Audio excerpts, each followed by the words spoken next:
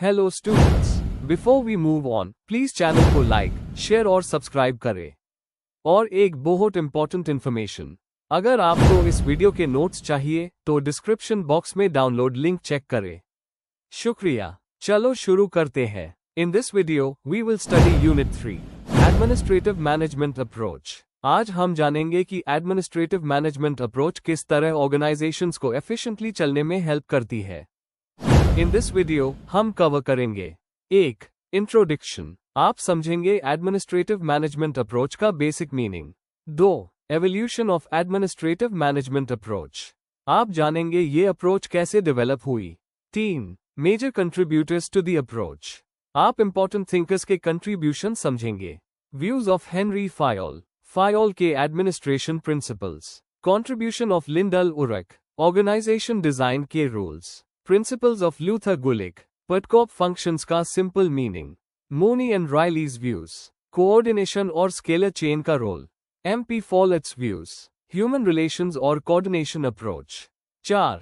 Administrative management approach and appraisal, आप इस approach की क्रिटिसिज्म समझेंगे।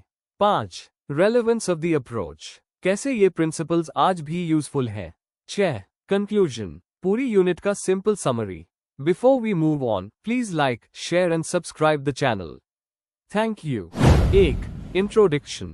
1. Administrative Management Approach एक क्लासिकल अप्रोच है जो बताता है कि ऑर्गेनाइजेशंस को कैसे सिस्टमैटिकली और एफिशिएंटली चलाया जा सकता है। 2. इस अप्रोच का मेन फोकस है स्ट्रक्चर, हायरार्की, अथॉरिटी और क्लियर रूल्स। 3. ये माना गया कि एडमिनिस्ट्रेशन को भी साइंटिफिक और लॉजिकल प्रिंसिपल से इंप्रूव किया जा सकता है, बिल्कुल इंजीनियरिंग की तरह। 4. यह अप्रोच कहती है कि कुछ यूनिवर्सल प्रिंसिपल्स होते हैं जो हर टाइप की ऑर्गेनाइजेशन, प्राइवेट या गवर्नमेंट, पर अप्लाई हो सकते हैं। 5. इसमें एडमिनिस्ट्रेशन को एक फॉर्मल और रैशनल प्रोसेस माना जाता है। 6. टारगेट यह है कि अगर सही प्रिंसिपल्स फॉलो किए जाएं तो ऑर्गेनाइजेशन एफिशिएंट और इफेक्टिव बन सकती है। 7. इसको मैकेनिकल अप्रोच या प्रिंसिपल्स ऑफ एडमिनिस्ट्रेशन अप्रोच भी बोला जाता है। 8. इंपॉर्टेंट थिंकर्स है Henri Fayol, Gulick, Urwick, Mooney and Reiley और मैरी पार्कर फॉलेट। 9. इन स्कॉलर्स ने बताया कि वर्क, स्टाफिंग, अथॉरिटी, लीडरशिप और कोऑर्डिनेशन को कैसे बेस्ट तरीके से ऑर्गेनाइज करना चाहिए। 10. इंट्रोडक्शन बेसिकली फाउंडेशन सेट करता है ताकि हम समझ सकें कि क्लासिकल थिंकर्स ने एडमिनिस्ट्रेटिव सिस्टम्स को इंप्रूव करने के लिए क्या रूल्स बनाए। Before we move on, please like, share and subscribe the channel. Thank you. 2. Evolution of administrative management approach, ये बताता है कि एडमिनिस्ट्रेटिव मैनेजमेंट अप्रोच कैसे धीरे धीरे डेवलप हुई और कैसे इसने ऑर्गेनाइजेशंस को बेटर तरीके से चलने के लिए साइंटिफिक प्रिंसिपल्स दिया। 1. साइंटिफिक मैनेजमेंट के बाद शुरुआत, पहले फोकस सिर्फ वर्कर्स की प्रोडक्टिविटी पर था, बाद में समझ आया कि पूरी ऑर्गेनाइजेशन का स्ट्रक्चर भी इंपॉर्टेंट है। 2. ऑर्गेनाइजेशन को साइंटिफिकली डिजाइन करने की जरूरत, मैनेजर्स को क्लैरिटी चाहिए थी, किसकी अथॉरिटी क्या है, कौन क्या करेगा। 3. यूनिवर्सल प्रिंसिपल्स की खोज, थिंकर्स ने सोचा कि कुछ मैनेजमेंट रूल्स हर जगह अप्लाई हो सकते हैं, बिजनेस, सरकार, मिलिट्री। इनका गोल था एफिशिएंसी और कोऑर्डिनेशन बढ़ाना। 4. इंडस्ट्रीज और गवर्नमेंट का साइज बढ़ना, जैसे जैसे सिस्टम्स कॉम्प्लेक्स हुए, हायरार्की, रूल्स और डिवीजन ऑफ वर्क जरूरी हो गया। 5. यूएसए के रिफॉर्म मूवमेंट्स का इम्पैक्ट, प्रोग्रेसिव एरा में डिमांड हुई, करप्शन कम हो, एफिशिएंसी बढ़े, प्रोफेशनल एडमिनिस्ट्रेशन हो। 6. साइंटिफिक सोच का डेवलपमेंट, मैनेजमेंट को एक्सपीरियंस बेस्ड नहीं, फैक्ट्स और लॉजिक पर चलाना चाहिए, यह थिंकिंग पॉपुलर हुई। 7. मिलिट्री और इंडस्ट्री से इंस्पिरेशन, डिसिप्लिन, हायरार्की और सिस्टमैटिक वर्किंग का इन्फ्लुएंस प्रिंसिपल्स पर दिखता है। 8. मॉडर्न एडमिनिस्ट्रेशन की फाउंडेशन, पटकॉब, फायोल के 14 रूल्स, कोऑर्डिनेशन और स्पैन ऑफ कंट्रोल जैसे कॉन्सेप्ट्स इसी एवोल्यूशन का रिजल्ट है। Before we move on, please like, share and subscribe the channel. Thank you. 3. Major contributors to the administrative management approach. 1. Views of Henri Fayol, Fayol को administrative management का founder माना जाता है। उन्होंने बताया कि मैनेजर्स कैसे ऑर्गेनाइजेशन को एफिशिएंटली चला सकते हैं। उन्होंने 14 मैनेजमेंट प्रिंसिपल्स दिए, डिवीजन ऑफ वर्क, डिसिप्लिन और यूनिटी ऑफ कमांड पर प्रेशर दिया। अथॉरिटी और रिस्पॉन्सिबिलिटी को साथ साथ चलना चाहिए। Team spirit, esprit the corps को इम्पोर्टेंट माना। प्लानिंग, ऑर्गेनाइजिंग, कमांडिंग, कोऑर्डिनेटिंग और कंट्रोलिंग को मैनेजमेंट के मेन फंक्शंस बताया। 2. कंट्रीब्यूशन ऑफ लिंडल उरक, फायोल के आइडियाज को आगे बढ़ाया। ऑर्गेनाइजेशन के स्ट्रक्चर और डिजाइन पर फोकस रखा। स्पैन ऑफ कंट्रोल का कॉन्सेप्ट दिया। मैनेजर को लिमिटेड लोगों को सुपरवाइज करना चाहिए। Scalar chain, clear authority line from top to bottom. Coordination और ऑर्डर से ऑर्गेनाइजेशन स्मूथली काम करती है। क्लियर ऑब्जेक्टिव्स और रिस्पॉन्सिबिलिटी असाइनमेंट को जरूरी बताया।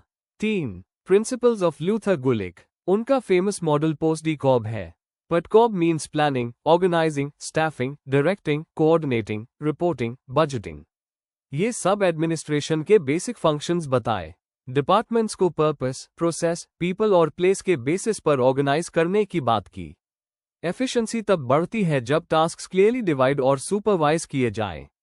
4. मूनी एंड राइलीज व्यूज, उन्होंने ऑर्गेनाइजेशन की स्मूथ वर्किंग के लिए कुछ बेसिक प्रिंसिपल्स दिए।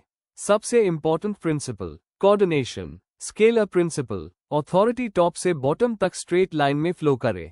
फंक्शनल प्रिंसिपल, हर इंसान एक स्पेसिफिक काम संभाले। लाइन स्टाफ स्ट्रक्चर, लाइन को वर्क करे, स्टाफ एक्सपर्ट एडवाइस द। 5. MP Follett's views, human relations management की पायनियर मानी जाती है। ऑर्गेनाइजेशन को एक सोशल सिस्टम माना। कोऑर्डिनेशन को कंटिन्यूअस प्रोसेस बताया। पावर विद का कॉन्सेप्ट दिया।